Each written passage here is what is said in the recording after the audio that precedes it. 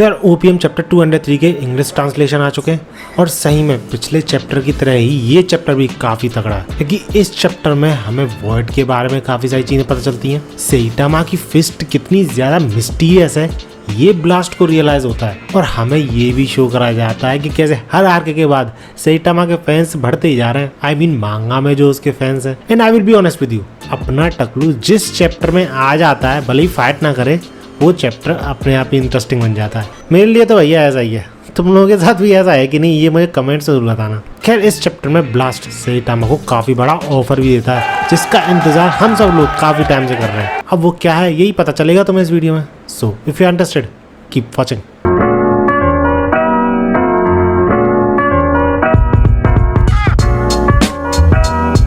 तो यार इस चैप्टर की स्टार्टिंग होती है वहीं से जहाँ पर कि पिछला चैप्टर एंड हुआ था, यानी वॉइड के होश में आने से।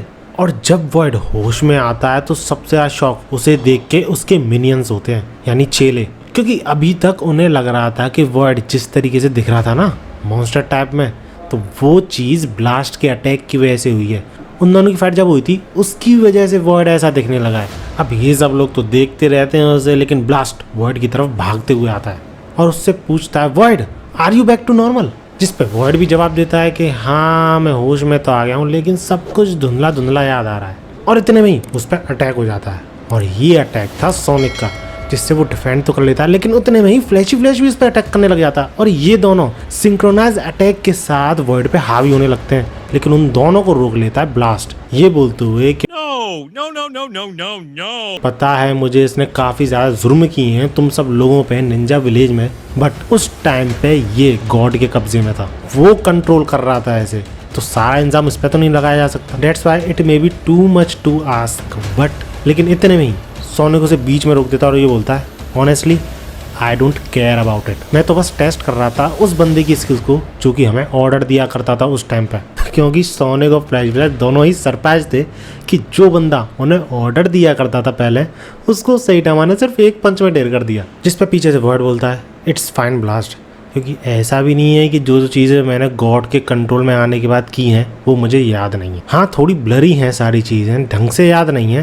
पर काफ़ी हद तक चीज़ें याद हैं। और जिस टाइम में कंट्रोल में था गॉड के, तब ऐसा लग रहा था कि मेरा रेज और रेज जैसे ही जितने सारे फ्लॉज हैं वो एम्पलीफाई हो गए थे, जिसकी वजह से मैं रेकलेस और किसी पे भी ना ट्रस्ट करने वाला बंदा बन गया था। That's why I didn't trust you and I fell right into God's trap। इसके बाद वॉइड जब इन सारे निंजास को देखता है तो बोलता है कि इन लोगों को देख के तो ऐसे लगता है कि ये मेरे ही तरह हैं, अपने कॉमरेड्स को नीचा दिखाने से बिल्कुल भी नहीं चूकते, but except for these two. और ऐसा वॉइड के कहने का मतलब था कि ये दोनों एक दूसरे की रेस्पेक्ट करते हैं, जिस पे ये दोनों कंफ्यूज। सोनिक बोलता है, you are half sleep are not you? तुम कहना क्या चाह रहे हो? लेकिन इतने में ही फ्लैश ये बोल देता है कि मैंने तो इसकी मदद सिर्फ इसलिए की थी क्योंकि मुझे लग रहा था ये अकेला संभाल नहीं पाएगा, और अगर मैंने मदद नहीं की तो शायद मारा भी जा सकता है। जिस पे सोनिक शॉक्ड, और ये दोनों बहस करने लग जाते हैं एक दूसरे से, जिनको देख के सेइटामा एक ही चीज सोच रहा होता है, क्या यार कभी कभी तो एक दूसरे के साथ कोऑपरेट करा करो। और इसी के बाद हम देखते हैं वॉइड को, जो कि ये बोल रहा होता है कि फिर से वो जाएगा गॉड से फाइट करने, और जो जो उसके साथ चीजें की हैं गॉड ने उसका बदला लेने। तब तक वो सारे निंजास से बोलता है कि जब तक मैं गॉड से सारा हिसाब खत्म नहीं कर लेता, अपने आप को कंट्रोल करो and don't interfere with others business. उसके बाद मैं तुम सब के लिए भी कुछ करूंगा, क्योंकि मैंने भी काफी सारे जुर्म किए हैं तुम सब। जिस पे निंजा शौक हो जाते हैं, क्योंकि जो जो चीजें वॉइड ने की थी इनके साथ, वो सब कुछ इन्हें खुद के लिए अच्छा ही लगता है, क्योंकि ब्रेन वॉश भी तो किया था काफी ज्यादा वॉइड ने इन सबको, तो इसलिए वो सारी चीजें इन्हें खराब नहीं लगती हैं, बल्कि इन सबको इनकी जिंदगी का मकसद लगता है। लिटरली बंदे इस हद तक ब्रेन वॉश्ड हैं कि इन सबको अभी भी लग रहा है कि जिस तरीके से आज तक जीते हुए आए हैं उसी तरीके से जिया जाता है। जिस पर सोनिक बगल से बोलता है, if you want to live life as you please you need strength, और तुम सब स्ट्रांग हो ही नहीं, इसलिए ट्रेन करो यू मोरॉन्स। जिस पे ये सारे निंजास चुप, लेकिन इतने में ही उन सब के बीच में आया था सेइटामा, ये बोलते हुए may be try strength training और समथिंग। जो सुन के वहां पे प्रेजेंट सब चुप, कोई जवाब दे ही नहीं पाता इस चीज का। और भले ही ये सारे निंजास कुछ बोल नहीं पाते, लेकिन सोनिक और फ्लैश दोनों समझ जाते हैं दैट सेइटामा इतना ज्यादा स्ट्रांग है कि उसके साथ बहस करने की हिम्मत ही नहीं है इन सारे निंजास में। और वो भी क्यों ना, अपने टकलू का सीक्रेट धीरे धीरे करके सारे लोगों के सामने रिवील होता जा रहा है कि बंदा केप डिवाल्डी नहीं है, वन पंच मैन है। इतने में सीन चेंज होता है और हमें दिखाया जाता है ब्लास्ट, जो कि सैटामा को देख के एक ही चीज सोच रहा होता है कि आखिर इस बंदे के साथ चक्कर क्या है। पहले गारो, अब वॉइड, आखिर इस बंदे की फिस्ट में छुपा क्या है। और जो चीज छुपी है उसकी बात मैंने पिछली वीडियो में भी की थी कि कैसे सैटामा की fist I personally think god की जो पावर्स हैं उसको नलिफाई कर सकती हैं। क्योंकि ऐसा नहीं है ब्लास्ट ने ट्राई नहीं किया वॉइड को सरपास करने का, उसे गॉड के चंगुल से बाहर निकालने का, एंड वॉइड के ऊपर जो गॉड ने कंट्रोल ले रखा है अपनी पावर्स के थ्रू, उन पावर्स को नलिफाई करने का, लेकिन वो आज तक ऐसा कर नहीं पाया।